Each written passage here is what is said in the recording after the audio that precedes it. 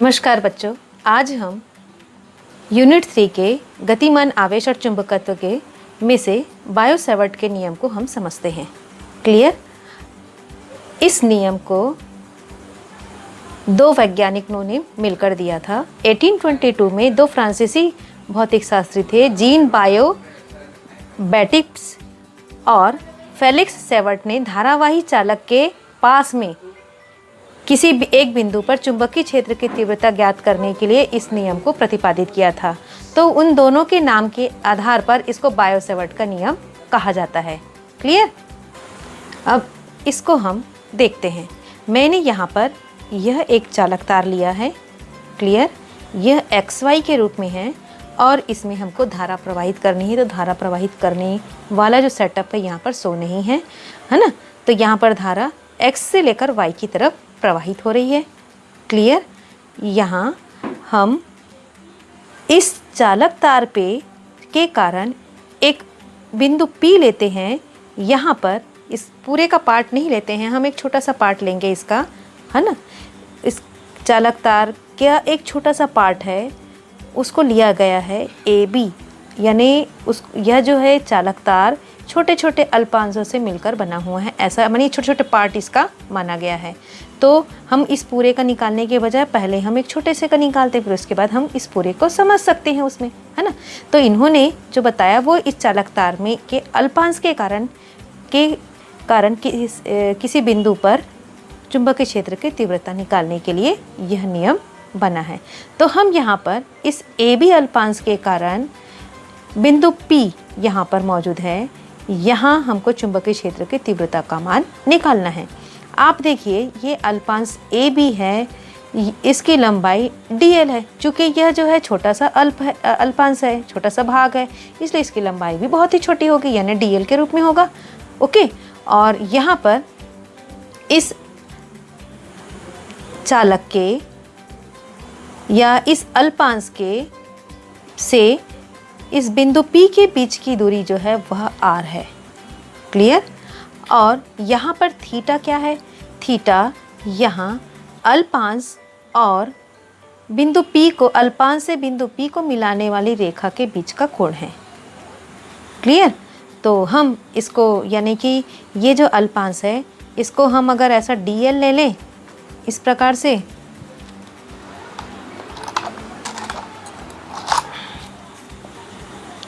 हम ये dl ले लेते हैं इसको, ये हो गया आपका dl और ये हो गया r।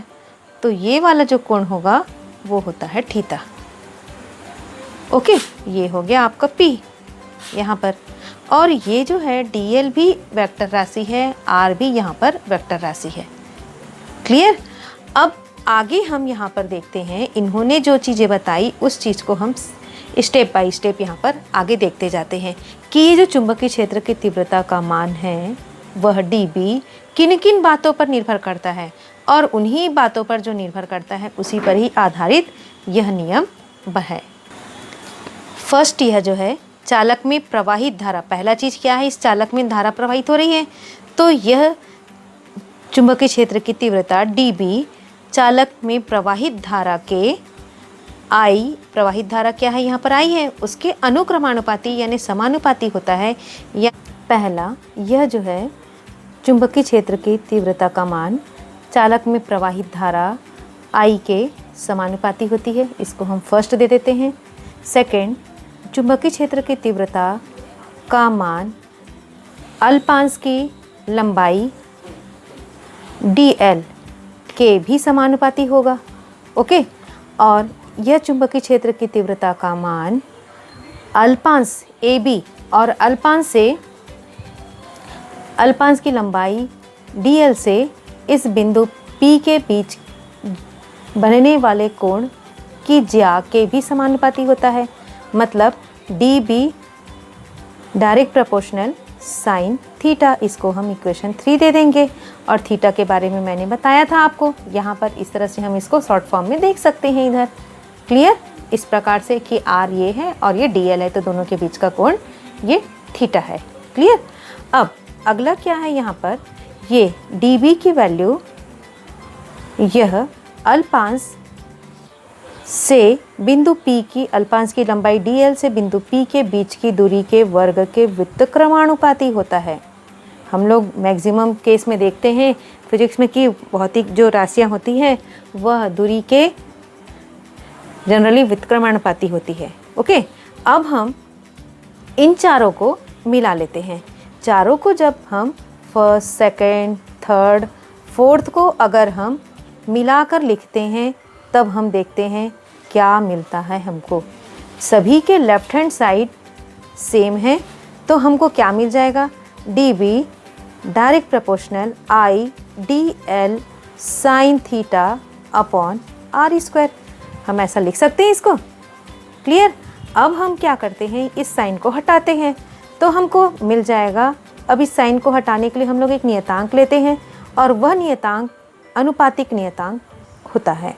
ओके, तो k into I D L sine theta upon r square, इसको हम यहाँ पर इसको इक्वेशन 5 दे देते हैं। क्लियर।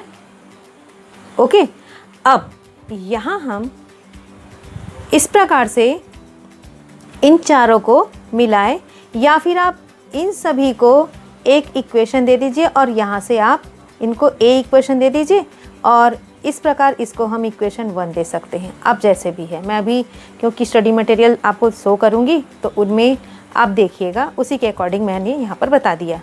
ओके, तो इसको मैं इक्वेशन 1 दे दी। अब यहाँ पर इस k की बात करते हैं हम। k क्या है, k एक अनुपातिक नियतांक है।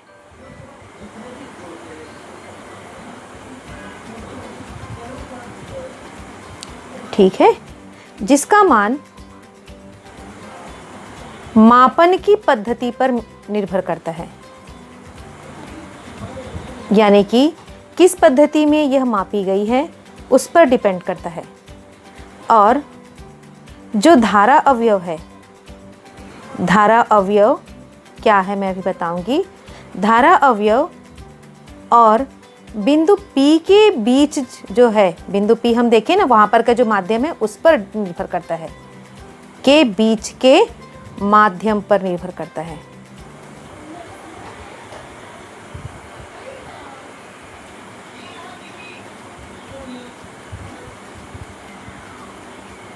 क्लियर।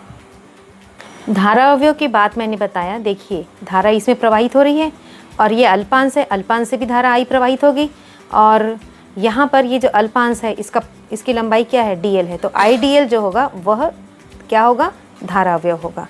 ओके, आगे हम यहाँ तक हम अभी देखें कि यह जो है, यहाँ हमको यह बायो-सेवर्ट के नियम का एक फॉर्म पता चल गया।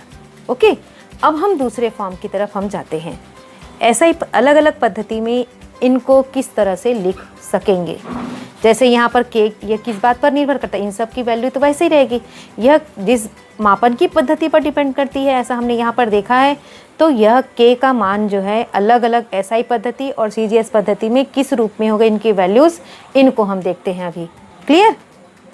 चलिए हम SI पद्धति में देखते हैं।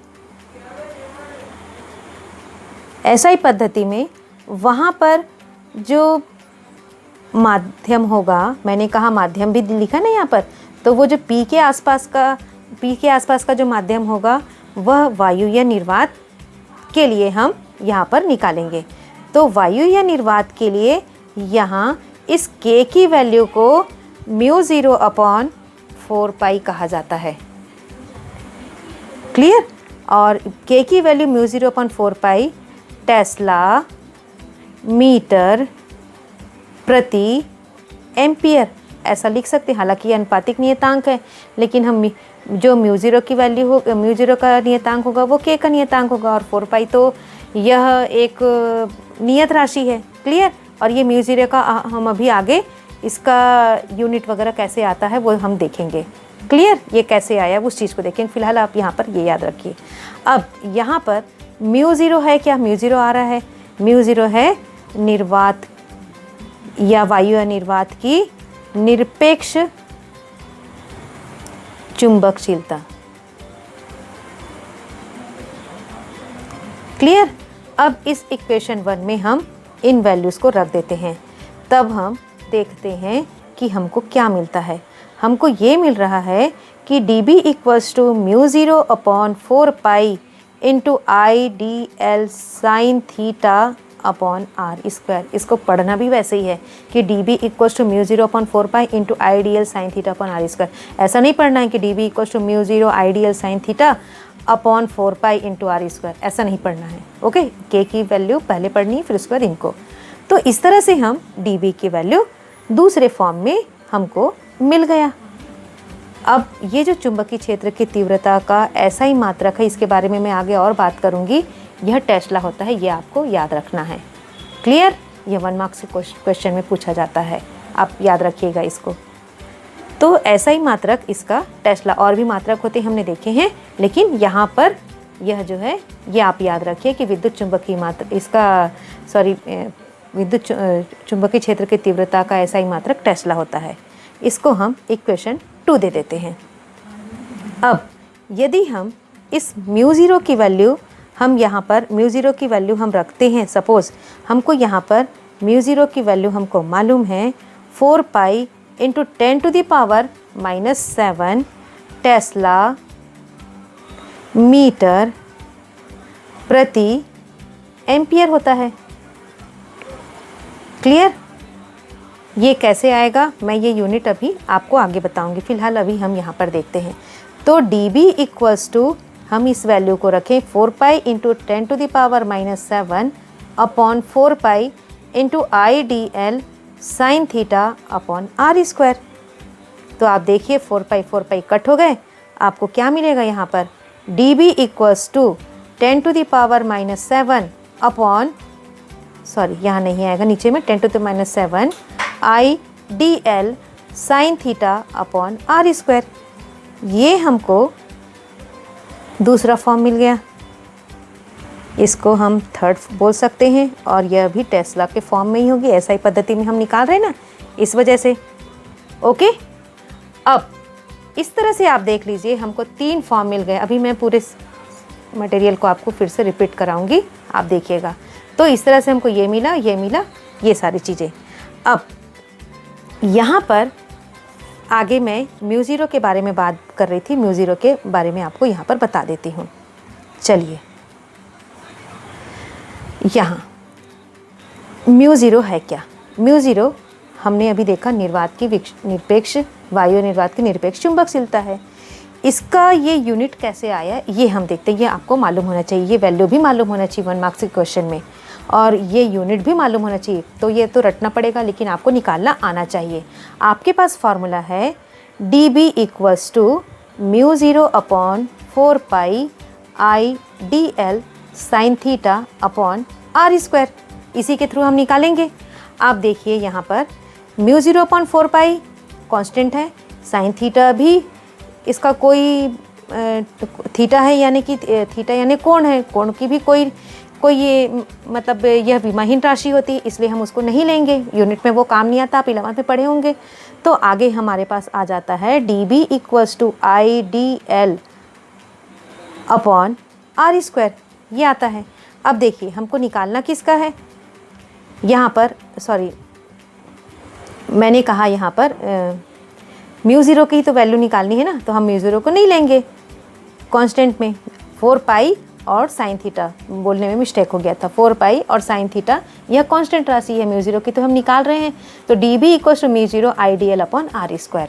अब हम इस μ0 की वैल्यू निकाल लेते हैं। आप देखिए μ0 इक्वल्स टू, ये इधर चला जाएगा, तो dB into R square upon, आपको यहाँ पर मिलेगा, आप देख लीजिए यहाँ आ जाएगा नीचे में आई डी एल, ये आ गया। अब आप इनके यूनिट्स आप निकाल लीजिए। देखिए आप इधर, तो μ0 इक्वल्स टू dB का क्या होगा, आप देखिए ऐसा ही पद्धति में टेस्ला μ0 है, यानी आप याद रखिए कि चुंबकत्व वाले में, यहाँ पे विद्युत धारा के चुंबकत्व वाले में या जो भी चुंबकत्व वाले में यह μ0 है, मतलब यह ऐसा ही पद्धति में होता है ये चीज़। तो टेस्ला हो गया। अब यहाँ पर R का क्या हो जाएगा, आप देखिए मीटर स्क्वायर। ओके, तो आप यहाँ पर एक काम और कर सकते हैं, यहाँ ये DL यानी ये भी मीटर हो गया, यहाँ पर आर भी, तो एक एक मीटर जो है वो कट जाएगा, यहाँ पर मीटर स्क्वायर हो जाएगा। मैं यहीं पर कट कर देती हूँ, आगे इसको प्रोसेस में नहीं तो फिर आपको समझ में नहीं आएगा। तो चलिए मैं आगे ही करती हूँ। मीटर स्क्वायर अपॉन आई का क्या हो जाएगा, एम्पियर, फिर मीटर। तो मैंने यही कहा था, मैं वहाँ पर इसको कट कर देती हूँ करके, कट हो गया। आप देखिए फिर mu zero equals to tesla, क्या आ रहा है, मीटर प्रति एम्पियर आ गया। जो मात्रक हमने यहाँ पर बताया था, यहाँ पर अगर ऐसा करेंगे तो आपको याद करना पड़ेगा। इसको निकालना है तो हम इस तरीके से निकाल सकते हैं। मैं आशा करती हूँ कि आप लोगों को यहाँ तक क्लियर हुआ होगा। ओके, अगर एग्ज़ाम्स में क्वेश्चन आते हैं, इसके क्वेश्चन इस तरह से आते हैं कि आप यहाँ बायो-सैवर्ट के नियम को लिखते हुए आप उनकी व्याख्या कीजिए, और अलग अलग रूप में भी आता है यह क्वेश्चन ऐसा भी आता है, बायो-सैवर्ट के नियम को उपयोग करते हुए असीमित लंबाई के धारावाही सीधे तार के कारण किसी बिंदु पर चुंबकीय क्षेत्र हेतु व्यंजक ज्ञात कीजिए। ओके, तो इस तरह से आपको यहाँ पर ये क्वेश्चन अलग अलग फॉर्म में अवेलेबल रहेंगे। ठीक है, तो आपको अगर एग्ज़ाम्स में क्वेश्चन का आंसर देना है तो आप यहाँ तक करेंगे। ये अगर मैंने प्लस पॉइंट बताया है, आप यहाँ तक करेंगे। इसी में ही आपको मैं CGS पद्धति में भी मान इसका बता देती हूँ। मैंने तो इसको SI पद्धति में बताया, म्यू ज़ीरो यानी SI पद्धति में। अब देखते हैं हम CGS पद्धति में।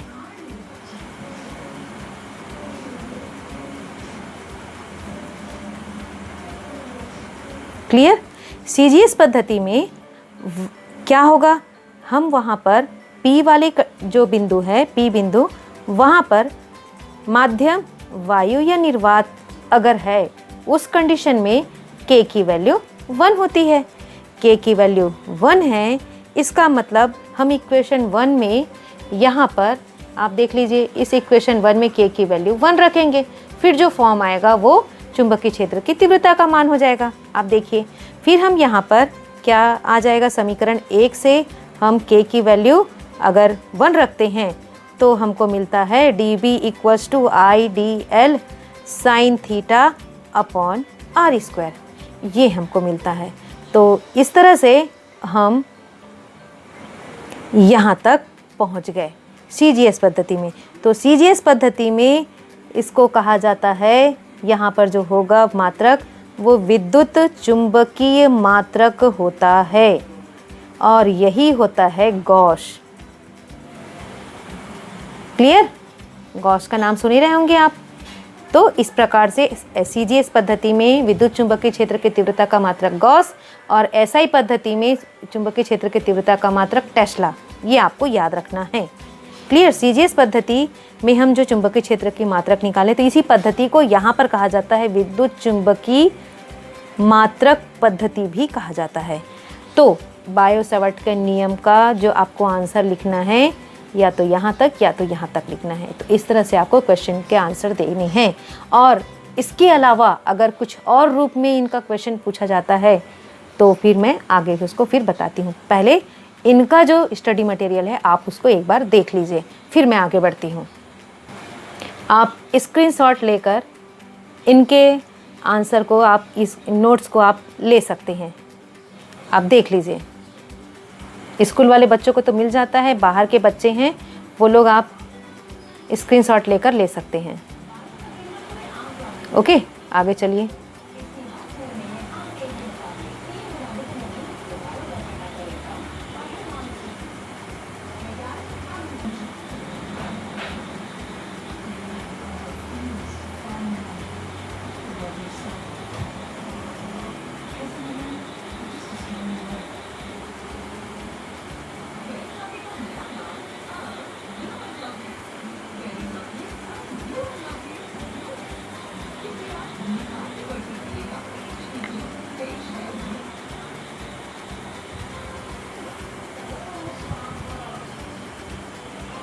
ओके, इस तरह से आप इनके नोट्स ले लीजिए।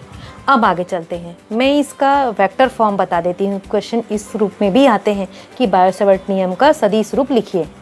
चलिए, अब हम बायो-सैवर्ट नियम के सदिश रूप पर आते हैं। हमारे पास जो क्वेश्चन जो हमको रिजल्ट मिला था बायो सेवर्ट का नियम, बायो सेवर्ट का नियम यानी आपके दिमाग में ये आना चाहिए कि D B equal to K A I D L sine theta upon R square. जब हम ऐसा ही पद्धति में इसकी वैल्यू रखते हैं तो mu 0 upon 4 D B equal to mu 0 upon 4 pi into I D L sine theta upon R square, ये है। इसको हम इस रूप में लिख लिए। अब इसका हमको सदिश रूप लिखना है, तो सदिश रूप लिखने के पहले कुछ हमको पूर्व तैयारी करनी पड़ेगी। क्या है वो पूर्व तैयारी, देखते हैं। हमको इस इक्वेशन में के लेफ्ट हैंड साइड में सॉरी ये लेफ्ट हैंड है, ये राइट हैंड है, तो राइट हैंड साइड में आपको r से गुणा करना है और r से भाग देना है। ओके, हमको सदिश फॉर्म लिखना है इस वजह से। तो D B equal to mu 0 upon 4 pi into I D L, हम यहाँ r से मल्टीप्लाई करेंगे तो r साइन थीटा, मेरे ख्याल से क्लियर हुआ होगा। और नीचे में भी r से मल्टीप्लाई कर रहे हैं यानी r से भाग दे रहे हैं, तो यहाँ पर क्या हो जाएगा r बाई आर ऐसा होगा, तो नीचे में क्या हो जाएगा r स्क्वायर है तो इंटू आर होगा तो क्या होगा r क्यूब हो जाएगा, तो ये हमको मिल जाएगा। ओके, समझ आ गया आपको, r से गुणा और r से भाग दिए, क्लियर। तो यहाँ पर r नहीं है तो r मल्टीपल फॉर्म में आ गया, यहाँ पर r स्क्वायर के फॉर्म में तो एक और r आ जाएगा, तो r का वहाँ पर इस तरह से उनके पावर का एडिशन हो जाएगा। तो फाइनली हमको D B equal to mu 0 upon 4 pi into I D L R sine theta upon R cube मिल गया हमको।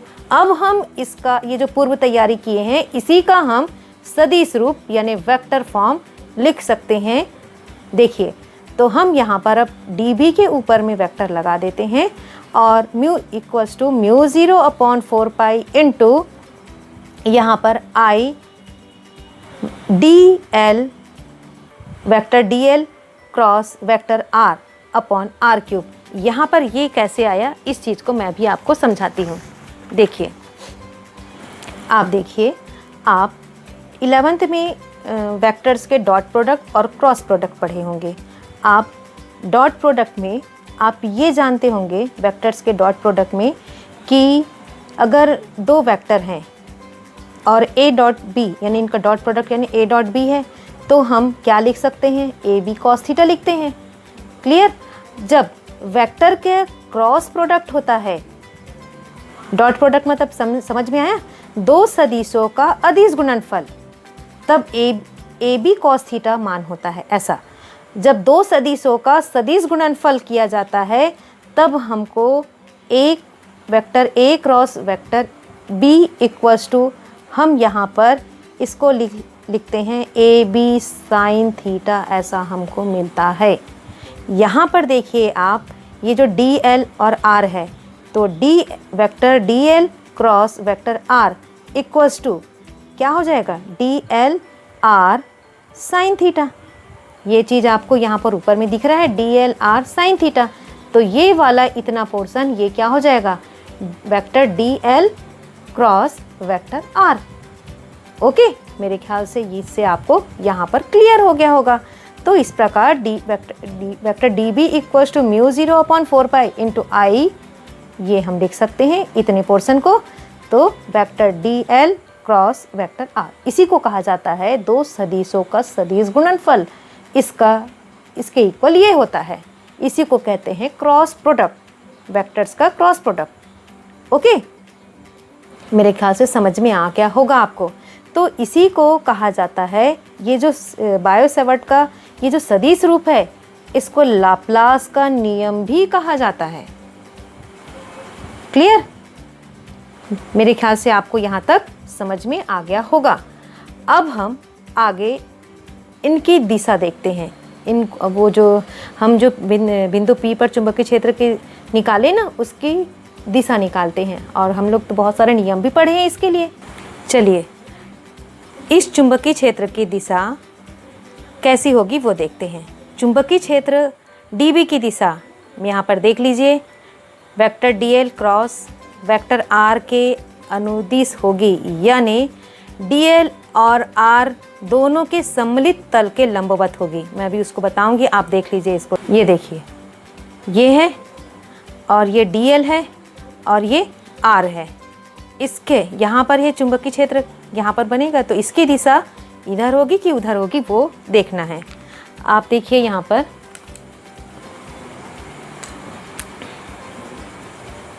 ये देखिए, ये एक चालक तार है। ओके, एजम्स कर लेते हैं, हम मान लेते हैं इसकी लंबाई यहाँ पर ये अल्पांश है, और ये जो जा रहा है ये आप देख लीजिए ये क्या है, यहाँ ये बिंदु P है, यानी ये R को दर्शा रहा है। तो ये इन दोनों का सम्मिलित तल यानी ये DL है, यानी वेक्टर DL यहाँ पर का पार्ट ये चालक तार को बता रहा है, ये वाला DL है, यहाँ पर ये वाला क्या है, R है। तो इन दोनों का जो सम्मिलित तल है इसके लंबवत आप देखिए, इन दोनों का जो सम्मिलित तल है, यानी ये वाला तो होगा, ये वाला पोर्शन तो या तो इधर हो सकता है या तो इधर हो सकता है। माने सम्मिलित तल कौन होगा, इसका लंबवत यानी इस साइड होगा या फिर इस साइड होगा। ये तो नहीं होगा ना, ये तो अनुदिश हो जाएगा, सम्मिलित तल के अनुदिश हो जाएगा। या ऐसा होगा या ऐसा अपवर्ड होगा यानी ऊपर की तरफ, या डाउनवर्ड होगा नीचे की तरफ। अब इस चीज़ को समझना है, ये तो मेरे ख्याल से आपको क्लियर हो गया होगा। अब ये नीचे की तरफ होगा या ऊपर की तरफ होगा, इस चीज़ को हमको समझना है, उसके लिए मैं अभी आपको बताती हूँ। चलिए, ये हो गया आपका यहाँ पर ये दोनों का सम्मिलित तल हो गया। अब यहाँ पर जो चुंबकीय क्षेत्र बनेगा वो हमको कैसे पता चलेगा, किसकी सहायता से, आपको चुंबकीय बल रेखा की सहायता से। तो ये जो सर्कल फॉर्म दिख रहा है ये चुंबकीय बल यानी चुंबकीय क्षेत्र की दिशा को दर्शा रहा है। तो आप देखिए यह जो है यहाँ पर जो बनेगा वो इस तरह से बनेगा, मतलब आप ये देखिए ये जो टर्न करता है या तो ऐसे टर्न करेगा या तो ऐसे टर्न करेगा। ओके, क्लॉकवाइज या एंटी क्लॉकवाइज। आप ये देखिए ये ऐसा रहता है और ये ऐसा, ये देखिए ये कैसे आ रहा है, इस तरह से धारा ऊपर है और ये कैसे आ रही है, ऐसे आ रही है, देखिए इस तरह से। तो क्या होगा, नीचे की तरफ होगा। ठीक है, आप देखिए, मेरे फिर से बता देती हूँ मैं, ये ऐसा और ये ऐसा, इस प्रकार से। तो नीचे अगर धारा डाउनवर्ड होती तो आप ऐसा होता मान लो धारा, तो ये ऐसा होता, ये ऐसा, मतलब वो ऊपर की तरफ होती। तो ये ऐसा है इस तरफ से नीचे की तरफ, ये नीचे की तरफ ये। तो ये इस प्रकार से आप इसमें भी समझ सकते हैं। ये चुंबक, ये दोनों का DL और ये R का सम्मिलित तल हो गया। अब इसमें देखिए ये धारा ऊपर है तो कैसा जाएगा, ऐसा। तो मतलब ये कैसा होगा, ये इस तरह से, ये इस प्रकार से ऐसा इस तरह से घूमेगा। तो ये कैसा हो गया, कैसा हुआ, क्लॉकवाइज कि एंटी क्लॉकवाइज, आप समझिए मेरे और मुझे बताइए। क्लियर। तो इस प्रकार से हम इसकी दिशा को निकालते हैं। और कौन से नियम से निकाल सकते हैं, ये आप कोई भी जो हम नियम पढ़े हैं उनकी दिशा, जो भी कौन सा मैक्सवेल के दक्षिणावर्ती कॉर्क के नियम है या दाहिने हाथ का नियम 1 है, उनके हिसाब से हम निकाल सकते हैं। ये ऐसा या फिर आप ऐसा, जो भी है उसके अनुसार से। अगर आप हथेली नंबर 1 से देखेंगे तो ये धारा हो गया, ये चुंबकीय क्षेत्र की दिशा हो गई, ये वाली, ये देखिए। और इसके या तो फिर उसके अकॉर्डिंग हम देखते हैं, ऐसा होता है ये वाला, या तो फिर इस तरफ नीचे की तरफ होगा। तो इस प्रकार से निकाल सकते हैं। मेरे ख्याल से पहले वाले इस वाले नियम से आपको क्लियर हो गया होगा। ओके, आप रिपीट कर करके देखिए तो आपको इनकी दिशा, मेरे ख्याल सभी चीज़ क्लियर हो गए होंगे। थोड़ा सा दिशा में आपको प्रॉब्लम होगा तो उसको आप क्लियर कर लेंगे। ओके, चलिए एक बार ये देख लीजिए, आप स्क्रीनशॉट ले लीजिए, फिर उसके बाद आप ये देख लीजिए। चलिए अब मैं यहाँ पर, अभी तक तो हम बायो-सवर्ट के नियम के बारे में हम देखें, है ना। ये भी जो मैं बता रही हूँ उसी से रिलेटेड है, लेकिन कुछ मेन पॉइंट्स हैं, इनको आप दिमाग में रखिएगा। फर्स्ट है कि हम जो स्थिर वैद्युत में इलेक्ट्रोस्टैटिक में फर्स्ट यूनिट में हम कूलाम का नियम पढ़े थे, उसी के अनुरूप इसको कहा जाता है। सेकंड, इस चीज़ को, सेकंड लाइन को मैंने अभी करके आपको बताया कि सदिश रूप में बायो-सवर्ट के नियम को लाप्लास का नियम भी कहा जाता है। क्लियर। अब बात आती है वहाँ पर हम जो धारा अवयव मैंने बताया IDL, ये दोनों जो हैं एक सदिश राशि होती है, और हमको तो पता है कि विद्युत धारा सदिश राशि नहीं होती है, लेकिन इसके साथ में यह जो है एक सदिश राशि होती है और इनकी दिशा धारा की दिशा होती है। जैसे मैंने आपको बताया था वहाँ पर, ये इस तरह से ये हम चालक तार लिए, ये चालक है और ये अल्पांश है इसका, ये सपोज ये अल्पांश है, तो धारा इस दिशा में ऊपर की दिशा में प्रवाहित हो रही है, तो ये वाला DL हो गया और ये धारा, तो यही जो है, और इसकी दिशा किधर है, सदिश राशि तो दिशा भी होगी, दिशा भी ऊपर है, तो ये धारा अवयव की दिशा धारा की दिशा ही होती है। और यही जो है, क्योंकि यही अल्पांश है तो हम इसके कारण चुंबकीय क्षेत्र की तीव्रता बिंदु P पर निकालते हैं, तो यही जो है चुंबकीय क्षेत्र का स्रोत होता है, यानी सोर्स ऑफ मैग्नेटिक फील्ड होता है। ओके, अब आते हैं DB की दिशा। DB की दिशा जो है IDL धारा अवयव और R दोनों के लंबवत होती है। हमने अभी देखा, निकाला उसको। क्लियर? ये मेन पॉइंट्स है जो आपको मालूम होने चाहिए। यह नियम दो सदिशों के सदिश गुणन को प्रदर्शित करता है। कहाँ पर हम इसको वेक्टर फॉर्म में लिखे, तो वहाँ पर मैंने बताया ना, दो सदिशों के सदिश गुणनफल यानी क्रॉस प्रोडक्ट। ओके, अब इसमें कुछ पॉइंट्स आते हैं, आप देखिए उसको। ये क्वेश्चन के फॉर्म में भी आ सकता है। यदि यहाँ पर थीटा की वैल्यू 0 रखते हैं, जो हमने अभी ये रिजल्ट हमने लेकर आया है ना, DB = μ0 upon 4 pi into IDL sine theta upon R²। इसको हमने वहाँ क्या कहा था, इक्वेशन 2 या 3 था, मैंने जो भी है इसको नाम दे दिया। ओके, ये इस प्रकार से मान लो सपोज 2 है, तो यहाँ पर क्या हो जाएगा कि DB ये रखें हम, तो थीटा की वैल्यू 0 रखेंगे। थीटा की वैल्यू 0 रखेंगे यानी बिंदु P जो है वह चालक पर स्थित होगा। देखिए आप, ये है, ये चालक है और ये इसका धाराव्यव है यहाँ पर, और ये क्या होगा, यहाँ पर ये इस बिंदु P का मान निकाल, बिंदु P पर चुंबकीय क्षेत्र की तीव्रता का मान निकालना। यहीं पर तो थीटा का मान बनता था, ये वाले कंडीशन में। तो ये बिंदु P यानी थीटा की वैल्यू 0 कब होगी, जब ये बिंदु P यहीं पर आ गई। तो क्या यहाँ पर कोई एंगल बन रहा है, नहीं, यानी थीटा की वैल्यू 0 हो गई। तो उस कंडीशन में यानी बिंदु P चालक पर मौजूद होगा। ये ऐसा आ जा रहा है तो यहाँ चालक पर ही मौजूद होगा। तो उस कंडीशन में हम यहाँ पर देखते हैं थीटा की वैल्यू 0 रख देते हैं। तो DB = μ0 upon 4 pi into IDL sine 0। तो हमको पता है साइन 0 की वैल्यू 0 होती है, तो साइन 0 अपॉन R²। इस साइन 0 की वैल्यू को हम पुटअप कर देते हैं। तो जब साइन 0 की वैल्यू रखते हैं यहाँ पर, तो 0 से ये सारे का मल्टीप्लिकेशन 0 हो जाता है, तो हमको DB = 0 मिल जाता है। तो इस तरह से हमको थीटा = 0 पर, यानी इस वाले कंडीशन में हमको यहाँ पर क्या मिलेगा, चुंबकीय क्षेत्र की तीव्रता का मान हमको कुछ भी नहीं मिलता, यानी 0 मिलता है। तो फाइनली हम ये कह सकते हैं कि इस कंडीशन में धारा के अवयव के अक्ष पर, धारा अवयव के अक्ष पर स्थित किसी भी बिंदु पर चुंबकीय क्षेत्र की तीव्रता का मान 0 होता है। इसी को हम शब्दों में कहेंगे, यानी यह P यहाँ पर आ गया, कोई एंगल नहीं है, तो यहाँ पर चुंबकीय क्षेत्र की तीव्रता का मान 0 होगा। ओके, चलिए अब हम इसी चीज़ को 90 डिग्री पर लेकर करते हैं। जब थीटा की वैल्यू 90 डिग्री पर हो, माने यह बिंदु P ऐसा है, देखिए ये आपको दिख रहा है, ये 90 डिग्री की जैसे ये बिंदु P है, ये धारा अवयव है, तो यहाँ पर जो कोण बनेगा वह कैसा बनेगा, 90 डिग्री का बनेगा। तो आप देख सकते हैं कि हम इसको शब्दों में क्या कहेंगे, जब बिंदु P धारा अवयव के लंबवत है, 90 डिग्री यानी हम लंबवत कहेंगे, लंबवत है, तो उस कंडीशन में हम उस इक्वेशन 1 को, आप देखिए ये जो इक्वेशन 2 है, यहाँ पर थीटा की वैल्यू हम क्या रखेंगे, हम 90 डिग्री रखेंगे। तो DB = μ0 4 pi upon IDL sine 90 degree upon R², ये होगा। और साइन 90 डिग्री की वैल्यू हमको पता है ट्रिग्नोमेट्रिक टेबल से कि हमको ये मालूम है कि 1 होता है। इस 1 है यानी ये सारे का मल्टीप्ल वही होगा। तो DB = μ0 upon 4 pi into IDL upon R², यह मिलेगा हमको।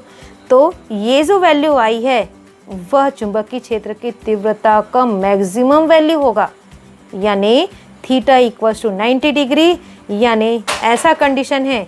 तो इस कंडीशन में यहाँ पर हमको चुंबकीय क्षेत्र की तीव्रता का मान मैक्सिमम मिलता है, यानी अधिकतम मिलता है। ओके, तो हम ये कह सकते हैं कि इसको शब्दों में ये कह सकते हैं कि इस स्थिति में धारा अवयव के अक्ष के लंबवत तल पर चुंबकीय क्षेत्र की तीव्रता का मान अधिकतम होता है। तो अगर आपको ऐसे कंडीशन वाइज क्वेश्चन पूछे जाते हैं तो आप उस कंडीशन के हिसाब से आप आंसर देंगे। ओके, तो मेरे ख्याल से यहाँ तक आपको क्लियर हो गया होगा। बायो सेवर्ट के नियम के जो मेन पॉइंट्स थे, मैंने एक्स्ट्रा मेन पॉइंट जो पढ़े भी थे उसी में से है ये रिलेटेड हम, और ये 2 पॉइंट्स कुछ एक्स्ट्रा थे। क्लियर? चलिए आगे हम इसी में कुछ और पॉइंट्स हैं उसको बताती हूँ। पहले का तो हम देख लिए, अब देखिए इसमें कहीं कहीं आप बुक्स में देखेंगे ऐसा क्रॉस लिखा होता है और ऐसा डॉट लिखा होता है। इनका मतलब जानते हैं? मैंने शायद एक आध लेक्चर में बताया भी था आपको, नियम वगैरह बताई थी तब। अब देखिए यहाँ पर फिर से मैं बता देती हूँ। ये क्रॉस अगर है तो कागज के तल के लंबवत नीचे की ओर होगी चुंबकीय क्षेत्र की तीव्रता की दिशा। ओके, और डॉट होगा ऐसा, डॉट और सर्कल होगा तो कागज के तल के लंबवत ऊपर की तरफ होगी।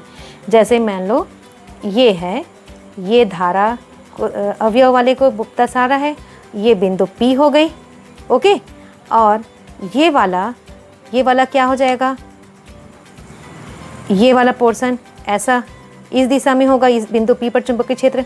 तो ये क्या हो जाएगा, ये वाला ऊपर वाला कंडीशन है, वहाँ पर क्या आएगा, डॉट आएगा। ये लंबवत ऊपर की तरफ दिख रहे हैं ना, ये कागज का तल हुआ है ना, या आप इन दोनों का सम्मिलित तल भी बोल सकते हो, धारा अवयव और ये। ठीक है, तो इस यहाँ पर क्या होगा, ये लंबवत ऊपर की तरफ होगा। तो ये डॉट को दर्शाएंगे, हमको जब दर्शाना होगा यहाँ पर ऐसा, यहाँ पर डॉट करके लिखें, ऐसा डायरेक्शन न दिखा करके वहाँ पर ऐसा डॉट लिख देंगे P के बाजू में। जब हम इसको जब इस तरह से ऐसा है, ऐसा निर्देशित करता है, तो वहाँ पर हम क्या लिखेंगे, यहाँ पर क्रॉस लिख देते हैं। आप देखिएगा बुक्स में या कहीं पर भी ऐसा क्रॉस लिखा है, मतलब चुंबकीय क्षेत्र की दिशा जो है, यहाँ पर जो चुंबकीय क्षेत्र बन रहा है, चुंबकीय क्षेत्र की दिशा लंबवत नीचे की तरफ है। अभी बायो सेवर्ट वाले में हम देखें ना, वहाँ पर लंबवत नीचे की ओर होती है। ओके, तो मेरे ख्याल से यहाँ पर आपको और अच्छे से क्लियर हो गया होगा। चलिए अब यहाँ पर मैं कुछ चीज़ें इसके अंतर्गत आती है, वो चीज़ आपको जानना ज़रूरी है, वो चीज़ मैं बताती हूँ। यहाँ पर इस बायो सेवर्ट के नियम से हमको विद्युत धारा का मात्रक भी पता चलता है। जो आई वहाँ पर है, क्या था वहाँ पर, dB equals to I mu 0 upon 4 pi into I dl sine theta upon r square, ये है। तो यहाँ पर ये जो विद्युत धारा है ना, इसका CGS पद्धति में हम लोग अभी तक मात्रक नहीं जानते थे, SI पद्धति में मात्रक जानते थे कि इसका मात्रक एम्पियर होता है करके। ओके, अब CGS पद्धति में हम यहाँ से निकाल सकते हैं। तो CGS पद्धति में तो ये तो नहीं आएगा म्यू 0 अपॉन 4 पाई, क्या आएगा यहाँ पर, केवल dB, क्योंकि वहाँ पर K की वैल्यू म्यू 0 अपॉन 4 पाई नहीं होती है, क्या होती है, 1 होती है। तो dB equals to I dl sine theta upon r square, इसके थ्रू हम यहाँ तक पहुँच सकते हैं। आपको केवल यहाँ पर ये मालूम होना चाहिए कि विद्युत धारा का CGS पद्धति यानी विद्युत धारा का विद्युत चुंबकीय मात्रक भी कह सकते हैं इसको, विद्युत चुंबकीय मात्रक विद्युत धारा का एब एम्पियर होता है। क्लियर? अभी तक हम लोग विद्युत धारा का मात्रक एम्पियर जानते थे, SI पद्धति में वो था, और यहाँ से हम ये बता सकते हैं कि विद्युत धारा का CGS पद्धति में मात्रक यानी विद्युत चुंबकीय मात्रक एब एम्पियर होता है। ओके, यहाँ हम देखते हैं अब विद्युत धारा के SI पद्धति के मात्रक और CGS पद्धति के मात्रक में क्या रिलेशनशिप है, ये हमको जानना ज़रूरी है। तो 1 एम्पियर SI पद्धति का मात्रक ज़्यादा होता, बड़ा होता, तो 1 एम्पियर इक्वल्स टू 1/10 एब एम्पियर या विद्युत चुंबकीय मात्रक किसका, धारा का। शॉर्ट फॉर्म में 1 AMP equals to 1/10 AB ampere, ये होता है। ओके, तो इस प्रकार से हम यहाँ पर, और आगे मैं बताऊंगी आप, इसी को कहा जाता है EMU, हम इलेक्ट्रोस्टैटिक में पढ़े थे ESU। क्लियर? चलिए, इलेक्ट्रोमैग्नेटिक यूनिट, वहाँ इलेक्ट्रोस्टैटिक यूनिट था।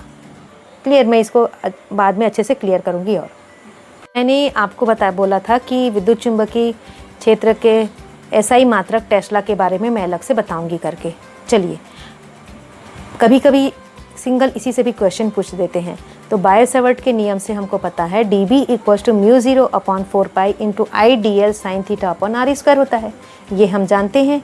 ओके, ये किस में है वैल्यू? μ0/4π यानी आपको याद रखना है SI पद्धति में, μ0 यानी SI पद्धति में है।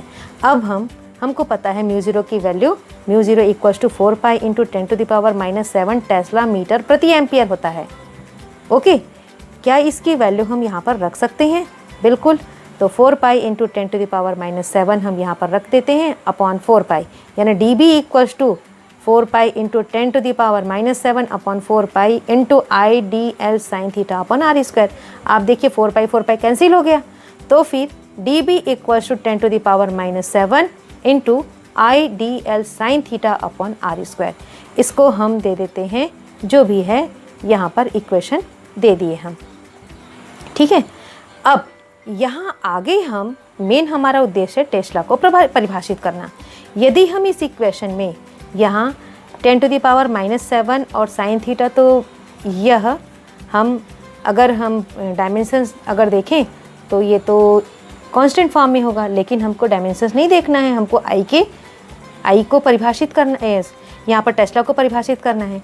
तो हम आई की वैल्यू लेते हैं 1 एम्पियर लेते हैं, और सभी किस में है?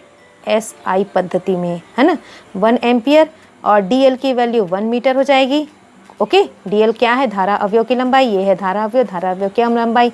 इसमें प्रवाहित धारा का मान 1 एम्पियर, और यहाँ पर जो DL है अल्पांश, उसकी लंबाई 1 मीटर। और यहाँ पर इस धारा अवयव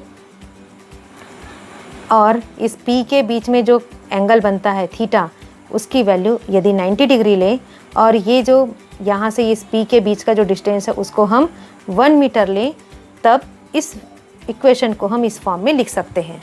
देखिए, तब हमको क्या मिल जाएगा? dB = 10⁻⁻7, I की वैल्यू 1, DL की वैल्यू 1, sin थीटा की वैल्यू 90 डिग्री अपॉन R की वैल्यू 1²। आप sin 90 डिग्री की वैल्यू आपको पता है कि यह 1 होता है, तो ये पोर्शन 1 हो जाएगा, और हमको क्या मिलेगा? 10⁻⁻7। तो इस प्रकार हमको dB = क्या मिल गया? हमको 10⁻⁻7 टेस्ला मिल गया। ओके, ये चीज़ यहाँ पर देख लीजिए, dB = 10⁻⁻7 टेस्ला। अब इसी को हम परिभाषित करते हैं, इसको इस तरह से भी T से भी दर्शाया जाता है। कैसे, क्या कहेंगे हम यहाँ पर, कौन कौन सी वैल्यू रखें उसके हिसाब से देख लीजिए। 1 टेस्ला एकांक मीटर लंबाई के धारावाही चालक को 1 एम्पियर की विद्युत धारा प्रवाहित करने पर उसके तल के लंबवत, इस तल के लंबवत 1 मीटर की दूरी पर उत्पन्न चुंबकीय क्षेत्र का 10⁻⁻7 गुना होता है। ये है 1 टेस्ला। ओके, फिर से रिपीट करूं, ये जो 1 टेस्ला है, 1 टेस्ला की वैल्यू, 1 टेस्ला क्या है? एकांक मीटर, ये वाला है एकांक मीटर लंबाई के धारावाही चालक में 1 एम्पियर की विद्युत धारा प्रवाहित करने पर उसके तल के अभिलंबवत, इस तल के अभिलंबवत यानी यहाँ पर 90 डिग्री, तल के अभिलंबवत ये वाला डिस्टेंस क्या हो जाएगा? देखिए, ये डिस्टेंस क्या होगा? यहाँ तक का ये P है, यहाँ पर ये डिस्टेंस क्या होगा? 1 मीटर। तो अभिलंबवत 1 मीटर दूरी पर जो इस बिंदु P पर चुंबकीय क्षेत्र उत्पन्न होता है, उस चुंबकीय क्षेत्र का 10⁻⁻7 गुना होता है। ये होता है टेस्ला। Okay, 1 Tesla. तो इस तरह से हम यहाँ पर टेस्ला को परिभाषित कर सकते हैं। क्लियर? तो मेरे ख्याल से आप लोगों को क्लियर हो गया होगा। Thank you.